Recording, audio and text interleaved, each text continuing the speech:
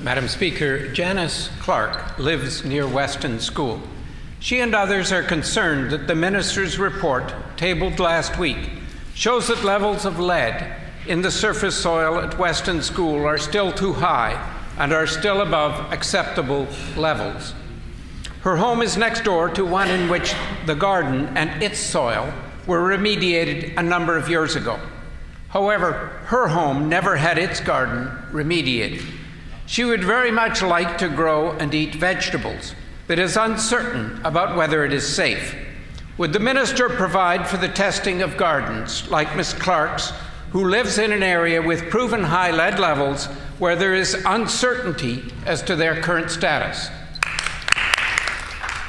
The Honourable Minister of Sustainable Development. Thank you very much, Madam Speaker. And our government takes the issue of lead in the natural environment very seriously, as do many other jurisdictions throughout North America that are challenged with this very task that we are facing today of increased exposure of lead in our natural environment. That is why we felt important to release a lot of information. We released the 1988 report that was covered up by former NDP Premier Howard Pauley. We released the results that were covered up by the former NDP government in 2008 and 2009 that revealed higher incidence of lead in the constituencies of Point Douglas, Minto, Wolseley, and Logan. And we will continue to report on this as we're moving forward and working to ensure safety for all Manitobans.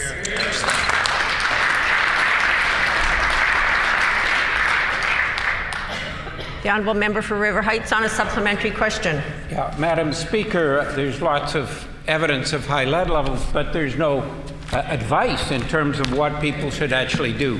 For many years, the presence of high lead levels in Weston and North Point Douglas has been dealt with in a way that's unsatisfactory, in that residents have been uncertain about their status and continue to be concerned about their situation.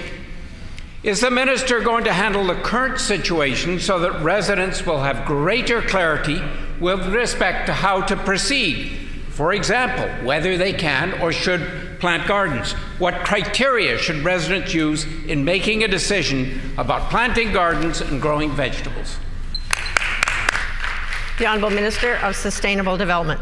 Madam Speaker, and I do have to address some of the inaccuracies put forward by this Liberal member in his preamble. We have taken strong action. In fact, last July, our department knocked on the doors of people who lived in the constituency of St. Boniface to alert them to the exceedances of lead in their yards, and gave them information on how to protect their gardens, what to do with the vegetables. We have been out no less than 3 public conferences that we have held in conjunction with public health to make sure that people have the right information they need to keep themselves safe if they are in a zone that is got exceedances of lead in the natural environment. We are taking action where the former NDP government failed. We're getting it right.